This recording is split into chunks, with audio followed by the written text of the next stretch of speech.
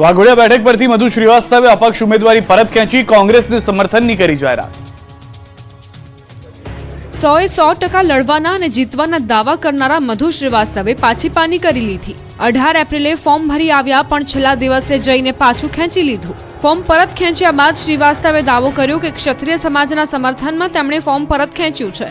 હવે તેઓ કોંગ્રેસના ઉમેદવાર કનુભાઈ ગોહિલનું સમર્થન કરશે। ન માત્ર મધુ શ્રીવાસ્તવ પરંતુ તેમની દીકરી નીલમે પણ ફોર્મ પાછું ખેંચી લીધું છે। 18 એપ્રિલે જ્યારે પિતા પુત્રી ફોર્મ ભરવા પહોંચ્યા ત્યારે દાવો કર્યો હતો કે વાઘોડિયા અમારું ઘર છે, જે અમે 11 મહિનાના ભાડા કરાર પર આપ્યું હતું।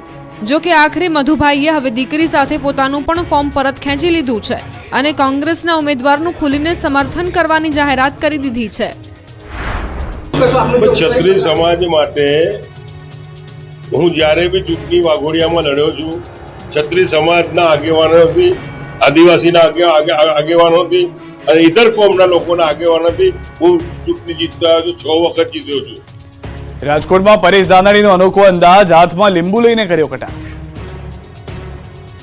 રાજકોટમાં પરેશ ધાનાણીના પ્રચારમાં કટાક્ષ જોવા મળ્યો। ધાનાણીએ હાથમાં લીંબુ લઈને કહ્યું, રાજકોટને કોઈની નજર ન લાગે તે માટે લીંબુનું તોરણ લગાવવા આવ્યો છું।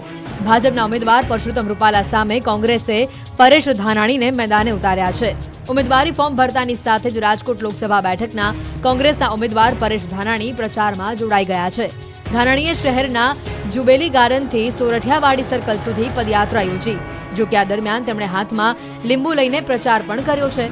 ધાનાણી પદયાત્રા દરમિયાન વેપારીઓને મળી રહ્યા હતા, ત્યારે એક લીંબુના વેપારી સાથે પણ તેમણે વાતચીત કરી। ધાનાણીએ હાથમાં લીંબુ લઈને શાસક પક્ષ પર કટાક્ષ કર્યો છે। આ સાથે જ ઉદ્યોગોની દુર્દશા હોવાનો આક્ષેપ કરાયો છે। પરેશ ધાનાણીએ શાકભાજીના વેપારી સાથે વાત કરી। તેમણે વેપારીઓ સાથે વાત કરીને લીંબુ હાથમાં લઈને કટાક્ષ કર્યો। સ્વાભિમાની રાજકોટ, સ્વબળે વિશ્વની અંદર પથરાયેલું રાજકોટ, એ રાજકોટને કોઈની નજર ન લાગી જાય એટલે રાજકોટના આંગણીએ લીંબુથી તોરણ બાંધવા આવ્યો છું। ચૂંટણી પહેલા સીએમ ભૂપેન્દ્ર પટેલ માતાજીના શરણે માતાના મઢે દર્શન કરીને કચ્છમાં પ્રચંડ પ્રચાર। આગામી 7મી મે ગુજરાતમાં એક જ તબક્કામાં તમામ 26 બેઠકો પર મતદાન યોજાવાનું છે, ત્યારે હવે ભાજપના દિગ્ગજો પણ મતદારોને મનાવવા મેદાનમાં ઉતર્યા છે। આજે ગુજરાતના મુખ્યમંત્રી ભૂપેન્દ્ર પટેલ ચૂંટણીલક્ષી કાર્યક્રમને લઈને કચ્છ પહોંચ્યા। પહોંચતાની સાથે જ મુખ્યમંત્રી ભૂપેન્દ્ર પટેલે માતાના મઢમાં શીશ ઝુકાવ્યું। મુખ્યમંત્રીએ આશાપુરા માતાના દર્શન કર્યા। પોતાના કાર્યકાળ દરમિયાન મુખ્યમંત્રીએ પ્રથમ વખત માતાના મઢના દર્શન કર્યા। સીએમએ સ્વખર્ચે માતાજીને સાડી, ફૂલહાર અને તલવાર ધરાવી। મા આશાપુરાને પ્રસાદ ભોગ અર્પણ કર્યા। માતાની પૂજા અર્ચના કરીને મુખ્યમંત્રીએ રાજ્યની શાંતિ અને સલામતી માટે પ્રાર્થના કરી। તો મંદિર ટ્રસ્ટે પણ મુખ્યમંત્રીને કચ્છી શાલ ઓઢાડીને સ્વાગત કર્યું અને માતાની છબી ભેટ આપી। ત્યારબાદ મુખ્યમંત્રીએ કચ્છ લોકસભા બેઠકના ભાજપના ઉમેદવાર વિનોદ ચાવડાના સમર્થનમાં પ્રચાર કર્યો, સાથે નખત્રાણામાં જાહેર સભા સંબોધી।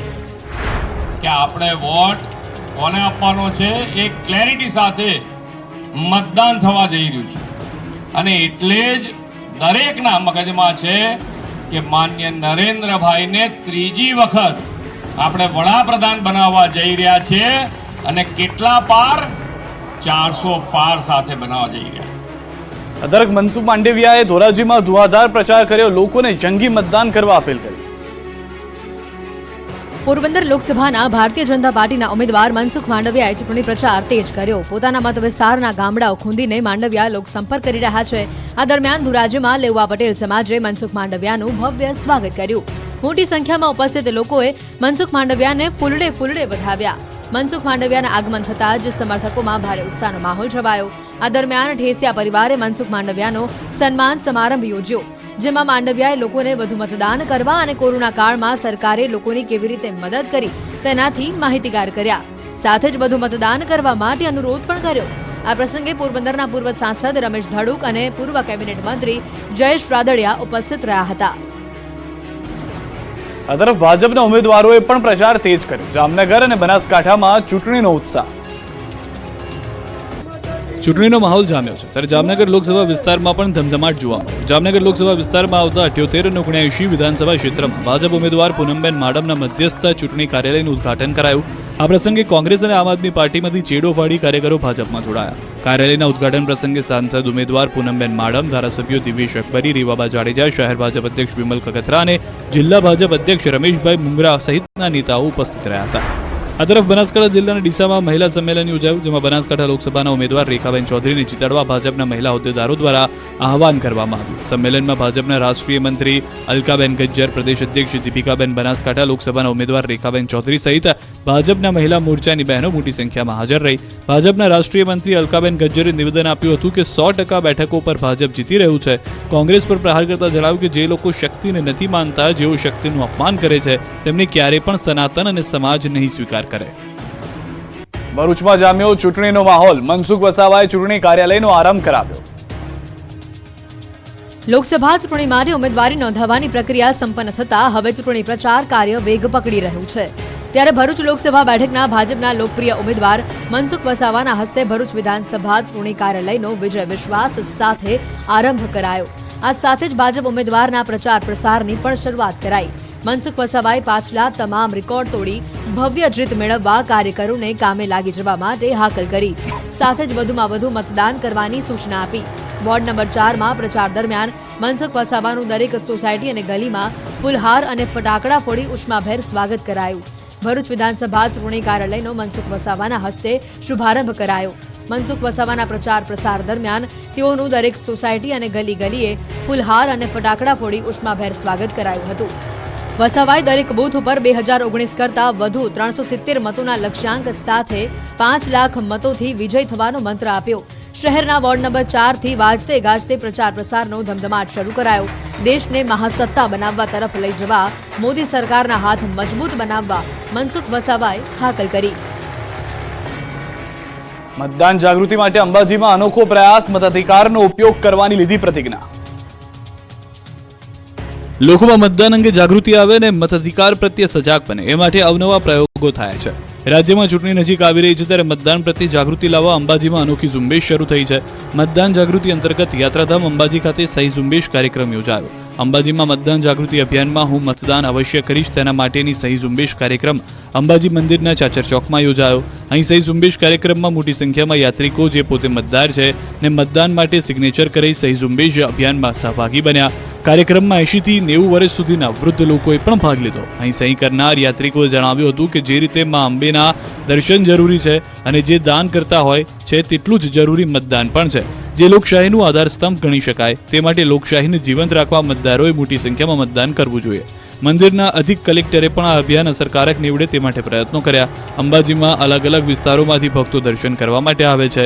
તેઓમાં મતદાન જાગૃતિ માટેનો આ સીધો સંપર્ક કહી શકાય. તેના માટે સહી ઝુંબેશનું આયોજન કરાયું. આ સહી ઝુંબેશ કાર્યક્રમમાં યાત્રિકો સહિત સ્થાનિક લોકોએ મતદાન કરવા માટેના શપથ ગ્રહણ પણ કર્યા અને પોતે સ્વતંત્ર અને નિષ્પક્ષ રીતે મતદાન કરવા તેમજ કોઈ પણ જાતના પ્રલોભનથી પ્રભાવિત થયા વગર પોતાનો મતાધિકારનો ઉપયોગ કરશે તેવી પ્રતિજ્ઞા લીધી. મનસુખ માંડવિયાનો અલગ અંદાજ જોવા મળ્યો. આ વખતે માંડવિયા સાયકલિંગ કરતા દેખાયા. પોરબંદર લોકસભા બેઠકના ભાજપના ઉમેદવાર મનસુખ માંડવિયા ફરી અલગ અંદાજમાં જોવા મળ્યા. થોડા સમય પહેલા ક્રિકેટના મેદાનમાં ચોકા છક્કા લગાવ્યા બાદ માંડવિયા સાયકલિંગ કરતા જોવા મળ્યા. પોરબંદર લોકસભા અને વિધાનસભા ઉમેદવાર બંનેએ સાયકલ રેલીમાં ભાગ લીધો. વિશ્વ પૃથ્વી દિવસ નિમિત્તે યોજાયેલી સાયકલ રેલીમાં મનસુખ માંડવિયા અને અર્જુન મોઢવાડિયાએ સાયકલ ચલાવી. ચૂંટણીના પ્રચાર દરમિયાન બંને નેતાઓએ પોતાની કિંમતી સમય કાઢીને વિશ્વ પૃથ્વી દિવસની ઉજવણી કરી અને તેના જાગૃતિના કાર્યક્રમને પ્રાથમિકતા આપી. આ પ્રસંગે મનસુખ માંડવિયાએ કહ્યું કે ચૂંટણી કરતાં આપણી પૃથ્વી વધુ મહત્વની છે. તેથી જ આજે તેઓ સાયકલ રેલીમાં જોડાયા છે. અને આ દરમિયાન માંડવિયાએ બાળકો સાથે ફોટોસ પણ લીધા અને સોશિયલ મીડિયા પર પણ તેને શેર કર્યા, જેમાં લખ્યું, my little army in action to save the planet. મહત્વનું છે કે મનસુખ માંડવિયા પહેલાથી જ પૃથ્વીના સંરક્ષણ માટે સક્રિય છે.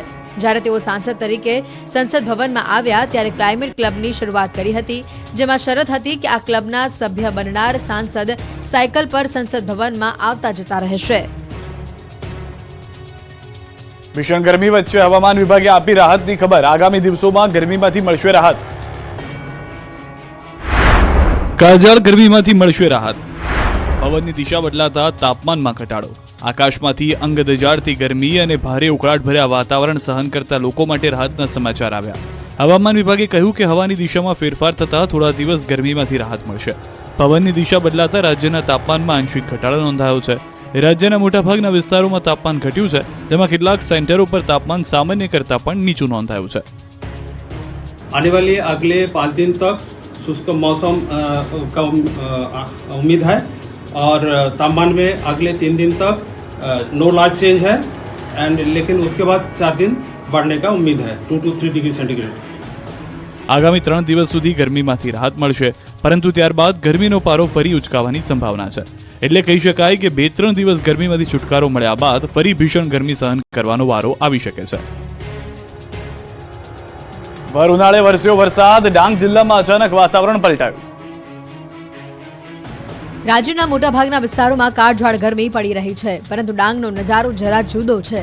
ડાંગના વાતાવરણમાં અચાનક જ પલટો આવ્યો. વહેલી સવારે આહવા ખાતે વરસાદી ઝાપટું પડતા બફારા વચ્ચે વાતાવરણમાં ઠંડક પ્રસરી. એક તરફ હવામાન વિભાગે અંગ દઝાડતી ગરમીની આગાહી કરી છે, તો બીજી તરફ ડાંગથી વરસાદના દ્રશ્યો સામે આવ્યા. ભીષણ ગરમી વચ્ચે ડાંગ જિલ્લાના વાતાવરણમાં પલટો પણ જોવા મળ્યો. વહેલી સવારે જિલ્લાના મુખ્ય મથક આહવા ખાતે વરસાદી ઝાપટું પડ્યું. કમોસમી વરસાદના કારણે બફારા વચ્ચે વાતાવરણમાં ઠંડક પ્રસરી છે. વાતાવરણમાં અચાનક આવેલા પલટા બાદ વરસાદ ખાબકતા ડાંગ જિલ્લાના ખેડૂતોમાં ચિંતા પ્રસરી હતી. કાર અથડાઈ અને પાણીની સમસ્યા ઊભી થઈ. વડોદરામાં કારની ટક્કરથી પાણીની પાઇપલાઇનનો વાલ્વ તૂટી ગયો. એક કાર ચાલકની બેદરકારી લાખો વડોદરા વાસીઓને ભારે પડી. કાર ચાલકે બેદરકારીથી ડ્રાઇવિંગ કરી અકસ્માત કરતા પાણીની મુખ્ય લાઇનનો વાલ્વ તૂટી ગયો. સાથે જ હજારો લીટર પાણી વહી ગયું, જેના સમારકામમાં 3 થી 4 દિવસનો સમય લાગશે. પાણીની આજવા મુખ્ય લાઇનનો વાલ્વ તૂટી જતા પૂર્વ વિસ્તારમાં ફરી પાણીનો કકળાટ શરૂ થયો છે. ભર ઉનાળે 4 લાખ લોકોને પાણી માટે પરેશાન થવાનો વારો આવ્યો. હાલ પાલિકાએ મુખ્ય લાઇનનો વાલ્વ રિપેર કરવાની કામગીરી શરૂ કરી છે. સાથે જ બેજવાબદાર કાર ચાલક સામે પોલીસ કાર્યવાહીની પણ તજવીજ હાથ ધરાઈ છે. મહત્વનું છે કે સવારે 8 વાગ્યાના અરસામાં આજવાથી આવતી પાણીની લાઇનના એર વાલ્વમાં કાર અકસ્માત થયો અને જેને લઈને તેને દુરસ્ત કરવા માટે પાલિકાની ટીમ કામે લાગી. તો બીજી તરફ સમારકામની કામગીરીને લઈને પૂર્વ વિસ્તારના લોકોને પાણીનો પુરવઠો નહીં મળી શકે તેવું સૂત્રો જણાવી રહ્યા છે.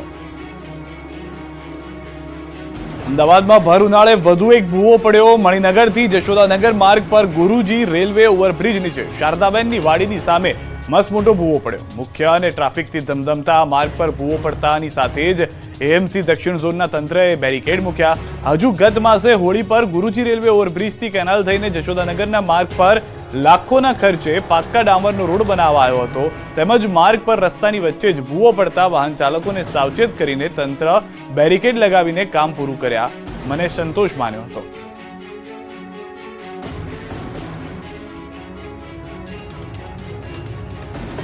સલમાન ખાનના ઘરની બહાર ફાયરિંગ કેસમાં સુરત કનેક્શન બહાર આવ્યું. આરોપીઓએ તાપી નદીમાં રિવોલ્વર ફેંક્યું. ફિલ્મ સ્ટાર સલમાન ખાનના ઘરે થોડા દિવસ પહેલા ફાયરિંગની ઘટના બની હતી. આ મામલે મુંબઈ ક્રાઇમ બ્રાન્ચે 2 આરોપીની ધરપકડ કરી હતી અને આરોપીને પૂછપરછમાં તેઓ ફાયરિંગ કરીને ભાગ્યા ત્યારે સુરતથી અમદાવાદ જતા સમયે રિવોલ્વર તાપી નદીમાં ફેંકી દીધા હોવાની કબૂલાત કરતા મુંબઈ પોલીસની ટીમ સુરત આવી પહોંચી. તેઓની સાથે સુરત ક્રાઇમ બ્રાન્ચની ટીમ પણ છે અને તરવૈયાઓની મદદથી તાપી નદીમાં હથિયાર શોધવાની કવાયત શરૂ કરવામાં આવી છે. ફિલ્મ અભિનેતા સલમાન ખાનના ઘરે થોડા દિવસ પહેલા વહેલી સવારે 3 થી 4 રાઉન્ડ ફાયરિંગની ઘટના બની હતી. આ સમગ્ર ઘટનામાં મુંબઈ ક્રાઇમ બ્રાન્ચે આરોપીઓની ધરપકડ કરી લઈ પૂછપરછ શરૂ કરી હતી. આરોપીઓ ફાયરિંગ કરીને મુંબઈથી અમદાવાદ ટ્રેનમાં અને ત્યારબાદ ત્યાંથી બસમાં ગયા હતા અને આખરે કચ્છથી ઝડપાયા હતા. જો કે મુંબઈથી નીકળ્યા અને કચ્છ પહોંચે તે સમયે ટ્રેનમાંથી તેમણે રિવોલ્વર સુરતની તાપી નદીમાં ફેંકવાની કબૂલાત કરતા મુંબઈ ક્રાઇમ બ્રાન્ચની એક ટીમ સુરત પહોંચી. મુંબઈ ક્રાઇમ બ્રાન્ચની ટીમે સુરતની ટીમની મદદ લઈને આ રિવોલ્વરની શોધખોળ તાપી નદીમાં શરૂ કરી હતી. મુંબઈ ક્રાઇમ બ્રાન્ચ અને એન્કાઉન્ટર સ્પેશિયાલિસ્ટ દયા નાયક આ અંગે તપાસ માટે સુરત આવ્યા છે. ચૂંટણીને લઈને સુરત પોલીસ એક્શન મોડમાં ભૂતકાળમાં પકડાયેલા આરોપીઓની ઇન્ટ્રોગેશન પરેડ યોજાઈ. આગામી લોકસભા ચૂંટણીને અનુલક્ષીને કાપોદ્રા પોલીસ દ્વારા કાયદો અને વ્યવસ્થા જળવાઈ રહે તથા શાંતિપૂર્ણ ચૂંટણી યોજાય તેના માટે સુરત પોલીસ એલર્ટ બની. ભૂતકાળમાં પકડાયેલ આરોપીઓની ઇન્ટરોગેશન પરેડ રાખવામાં આવી અને આ ઉપરાંત સંવેદનશીલ વિસ્તારમાં કોમ્બિંગનું આયોજન કરી કાર્યવાહી કરવામાં આવી, જેમાં પોલીસ સ્ટેશનમાં નોંધાયેલા હિસ્ટ્રી શીટર તેમજ અન્ય ગુનાઓમાં પકડાયેલા આરોપીઓને એકઠા કરવામાં આવ્યા. બુટલેગર્સ, ગેસ રિફિલિંગમાં પકડાયેલા, હથિયારબંધી જાહેરનામા હેઠળ પકડાયેલા, રાયોટિંગ, દબાણ વિભાગ પરના હુમલામાં પકડાયેલા આરોપીઓને તથા વારંવાર ગુનો આચરતા કુલ 131 આરોપીઓને એક સાથે પોલીસ સ્ટેશન લાવવામાં આવ્યા. આ તમામ લોકોનું પોલીસે ઇન્ટરોગેશન ફોર્મ ભરાવ્યું, જેમાં લખાવવામાં આવ્યું હતું કે ચૂંટણી દરમિયાન શહેરમાં કાયદો અને વ્યવસ્થા જાળવી રાખે. આ સાથે પોલીસના અધિકારીઓએ આરોપીઓને માર્ગદર્શન આપ્યું હતું અને કહ્યું હતું કે ગુનાખોરીનો માર્ગ છોડી સામાન્ય જિંદગી જીવવાનું શરૂ કરે. આ તરફ કાબોદ્રા પોલીસ દ્વારા સંવેદનશીલ વિસ્તારમાં